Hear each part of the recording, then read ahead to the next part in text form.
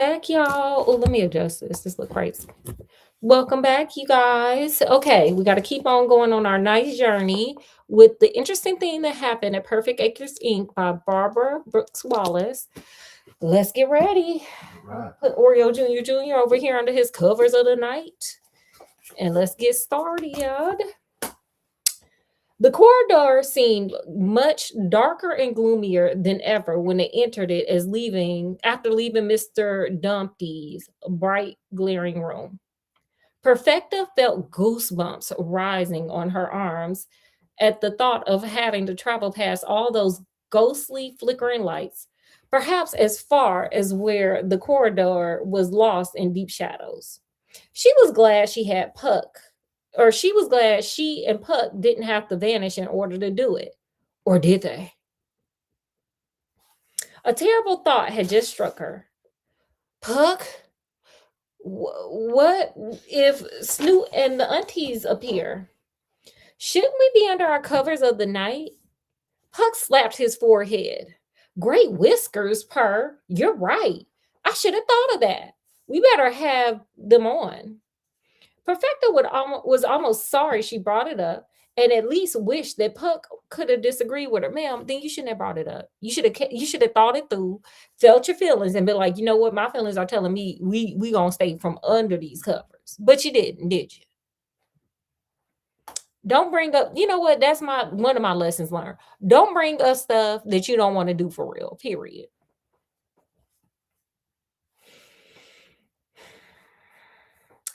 As it was, however, in a matter of moments, they were both invisible. But then Perfecta had another frightening thought. Girl, stop having them. Just stop listening to your thoughts. Don't believe everything you think, honey. Sometimes it's not for you. What if we lose each other? We can hold hands, replied Puck. That way we'll be certain to stay together. This turned out to be more easily said than done. But after a number of fruitless stabs into thin air, y'all didn't want to take the damn blankets off so y'all could see each other and hold hands and then put them back up. Never mind. Accompanied by suppressed nervous giggles, their hands finally found each other and clasped together tightly. Then they started down the corridor door. How will we know which room it is? Perfecta whispered. I expect there's a sign on the door, Puck said. But there was no sign, just door after unmarked door. From behind each came the muffled sounds of anxious, often tearful voices, some accompanied by moans and groans. There were even the sounds of excited barks, frightened mews, chirps, squeaks, and nervous grunts, shuffling sounds of animals. All here for changes, breathed Perfecta with horror. Not if we can help it, said Puck. Do you think we should look into each room? Perfected girl. No, asked. What if the author in charge is in one of them? It's not likely, Puck replied. If Mr. Dumpty hasn't seen him in ages, then there's not much chance the others have either.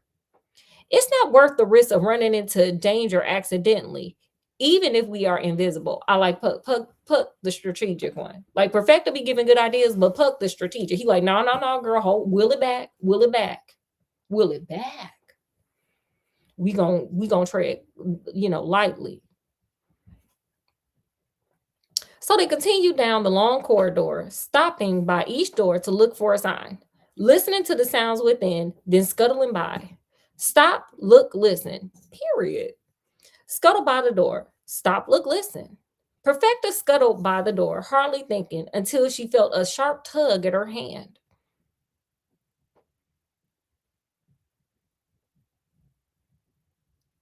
Sorry, I'm looking for it. Sorry. Where are you going? Puck's voice asked. Don't you notice anything about this door purr? Listen. Perfecta listened. There's no sound at all. Not only no sound, Puck said, it's not even a door. Girl, how y'all at a door that's not a door?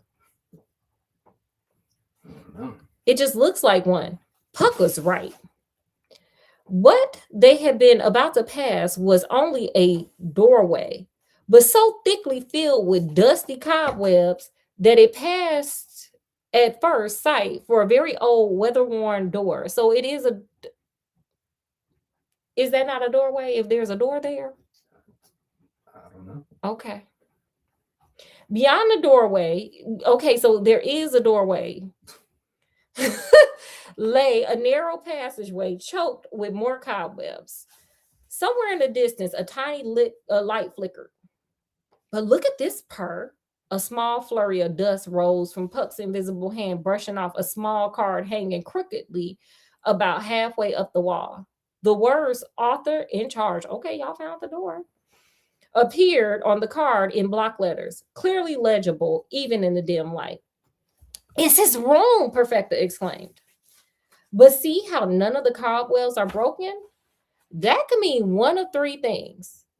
What do y'all think them three things are? Put it in the comment section. Scott, what do you think what do you think them three things are? Noticing that the cobwebs are broken. Yeah. That someone's been through there. No, they're not broken. Oh, they're not? Mm. I thought they said they were broken. Gotta pay better attention. Then no one's been through there. Okay, you ain't gonna take the bait. Spiders are fast at repairing their webs. And drawing them up according to Scott. He thinks that spiders can just draw the web up. Okay. 1, it could mean he's come and gone a long time ago. 2, it could mean he's come and is still there. And then Puck stopped to take a deep breath as if he didn't care to go on. Perfecta grew impatient, waiting. Well, what's the third thing? That he's come and what's left of him is still there. He unalived, what Puck's saying. Which Puck, the strategic one, he's smart. Which is sort of come and gone too when you stop and think about it. You don't have to come if you don't want to. Perfecta swallowed hard. Of course I want to. She felt Puck's hand tighten around hers. Then let's go. Y'all sending kids to go look at bodies. That's what we doing now in these books. In this book particularly, I guess. The trip down the passageway was every bit as unpleasant as it promised to be. Worse.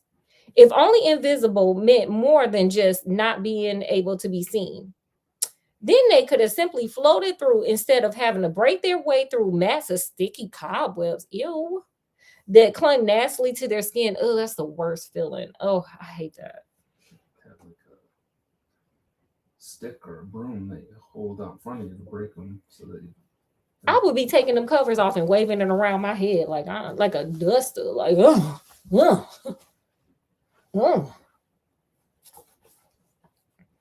And what if they were being led into a trap of a giant spider? Girl, anything is possible. It's arachnophobia over there.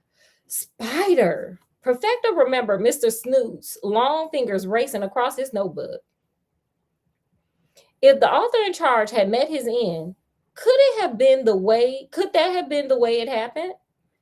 They reached the flickering lights at last, only to find that under it was a real door, but just as choked with cobwebs. Okay, girl, take them covers off and swing them around, honey. Get them cobwebs gone. It didn't seem possible that anyone alive could be behind the door.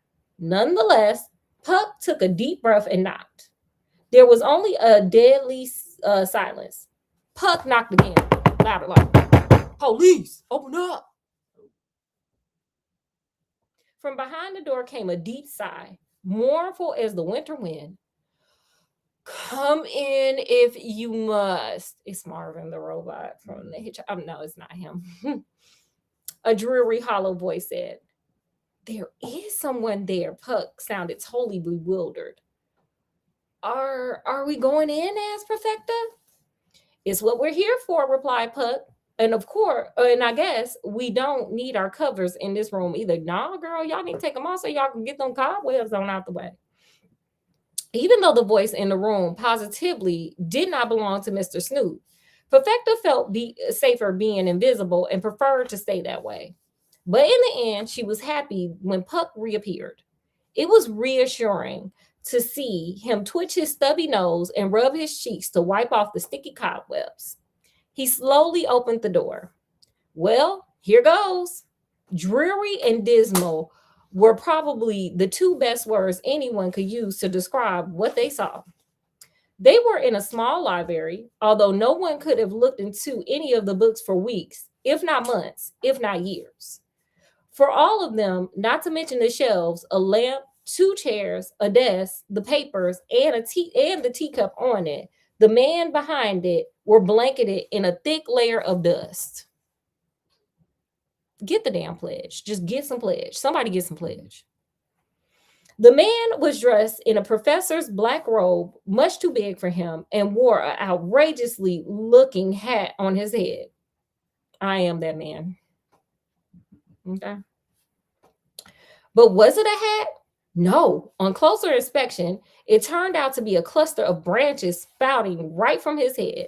And let me just show y'all a picture of what this looked like. Because I know y'all gonna be like, what? They have pictures in this book because it is a childhood book. Right here. That's him. See him? We got his. And they go Puck. Back up. Two tiny brown birds with eyes closed huddled, shivering on one branch. And from another branch hung a tiny bat. I didn't have that, so just imagine this on my branches here. The branches drooped around the man's head and forehead, giving him an even more sorrowful, desolate appearance than was provided by the layers of dust. He gave no sign that he had noticed Puck or Perfecta's arrival, but simply sat staring down at his desk, idly fumbling with a bent paperclip. Excuse me, sir, stammered Puck, but are you by any chance the author in charge? The man drew a deep breath and let it out in a shuddering sigh. The sigh stirred up a flurry of dust from his desk that made him start to cough.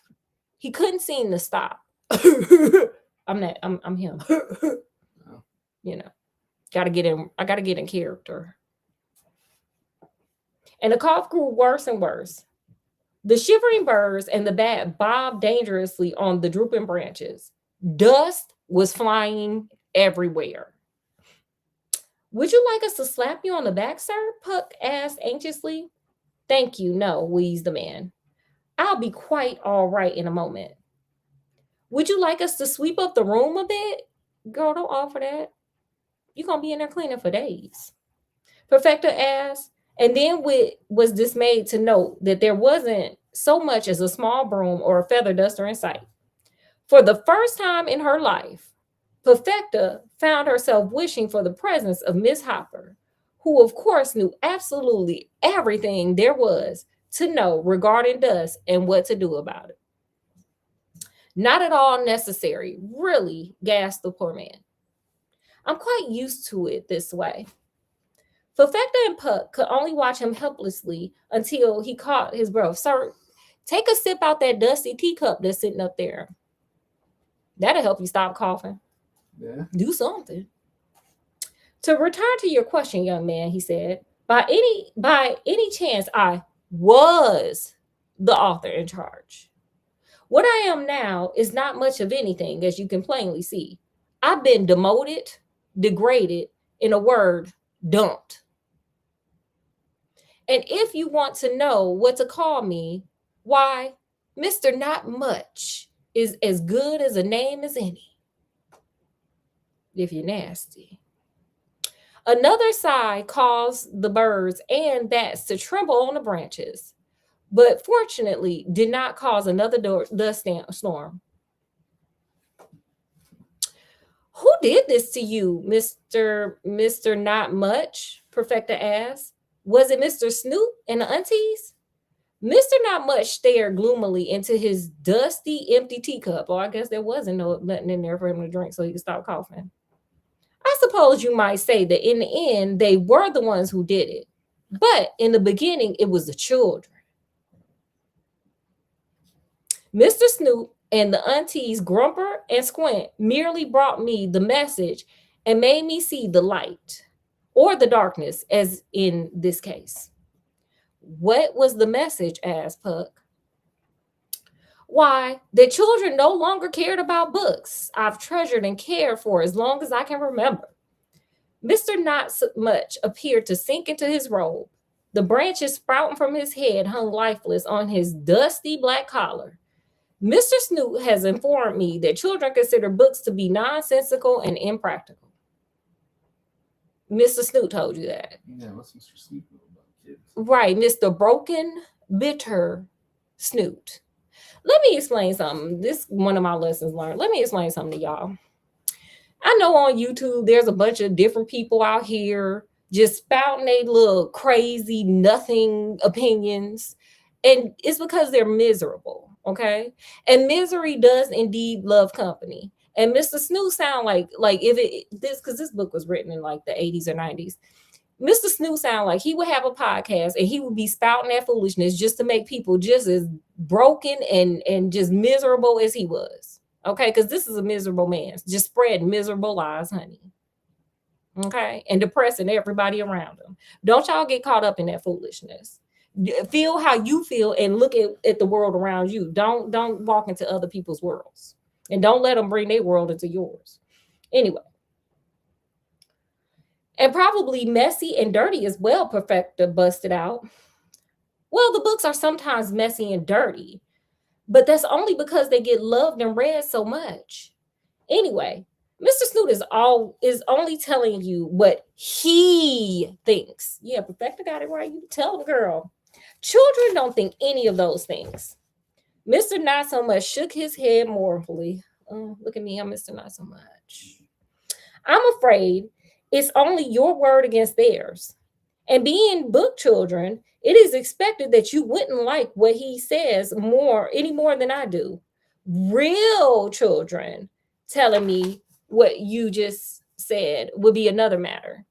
And you don't see them coming around in droves, do you? But we are real children, exclaimed Puck. Come. You know perfectly well that all book children think they're real. And in a sense, they are very real indeed. A dim smile momentarily lit up Mr. Not So Much's sad face. But what I refer to is real children. The ones who read books, not the ones in books. We are that kind, insisted Perfecta. Mercy, you mustn't tell fibs, child, said Mr. Not Much. You're in red and white striped pajamas, which tells me you're a book child in for changes. As for your friend, well, Snoop and company better not catch him out of his pajamas. I'm only in mine by mistake, said Perfecta. And no one better try telling me anything. Puck's mouth was a tight, stubborn line. Tis, clucked Mr. Not Much. I can see that I'm not getting anywhere with the two of you. So all I can do is wish you luck if you bump into Mr. Snoop and the aunties. By the way, what did you say your names were? I don't think I could forget any of my book charges, but I've been here so long. And what with the dust and the cobwebs, his voice trailed off into a weak whisper. We're Puck and Perfecta. Puck and Purr, said Perfecta. And the reason you don't remember us from a book, Mr. Not Much, is that we've never been in one. Puck, Perfecta, Purr? Mr. Not Much appeared to go into a trance. There might have been a Puck somewhere. It wasn't a young man in a sailor suit, though, was it? Oh, my mind is so muddled. Probably because you dehydrated because you're just surrounded by dust. But for Perfecta Purr, oh, not that muddled. I'm quite certain there has never been a book Perfecta. Sir, there has never been a human Perfecta, okay? The parents just messed up naming that child that name. Again, I'm going to reiterate. Be careful what you name your children, period. Could it be? Oh, could it be that these really are real children and they've told me the truth? We are, and we have, Mr. Not Much, Perfecta's voice broke. Please believe us. The small room was suddenly plunged into silence as Mr. Not Much struggled to pull together his wandering thoughts. He stood up suddenly. And with his hands behind his back and eyes downcast, he walked slowly up and down before his desk. It was clear that he was thinking deeply. Then suddenly his steps began to quicken. Up the room, turn around. Down the room, turn around. Faster and faster, until all at once he stopped and looked up. And the last shadow of disbelief was gone from his face. Yes, I do believe you, he said so softly. It was as if he was talking to himself. Then the poor, sad, shriveled little man suddenly smiled. No, not smiled. He beamed. You are real children, he exclaimed, and joyfully slapped his knees with a resounding whack. Oh, do be careful, Mr. Not Much, Perfecta warned, as a cloud of dust flew up from his robe. But Mr. Not Much replied by twinkling a smile in her direction and slapping his other knee. You shouldn't be doing this, sir, Puck said. Mind the dust. I'm going to stop here because this is a long chapter. I'm going to just break this chapter up because it's kind of long and I don't want this video to go long. Okay, y'all. You know how these things end. What did you guys learn from this chapter? Put it in the comment section. Scott, what did you learn from this chapter? I don't know that I have anything right now. You don't have anything? Not really, no. Okay. My lesson learned still stands. Misery loves company. Be careful the company that you keep, because sometimes they want to drag you, like they're bored, they're unhappy, and they want to drag you into that. Don't do it. Just gonna tell you, don't do it. Look at the life around you and you source, you know, how you feel from that. And if you don't like the life around you, change it until you like it. Period. There you go. You know, I had this therapist once that told me something profound. It made me think, and I'm going to give it to y'all. The therapist said, she asked me a question, and it was a pretty good question. If I, you know, had to do this over and over again, like Groundhog's Day, if I had to live my life over and over again, is this the way I would want it to be? And you need to ask yourself, and Mr. Snoot needs to ask himself that too. Is this the life that fool would want to live over and over again if that was the life he lived? And if not, then you change it to the life you would want to live if you were in Groundhog's Day over and over again. So hope that helps, guys. Okay.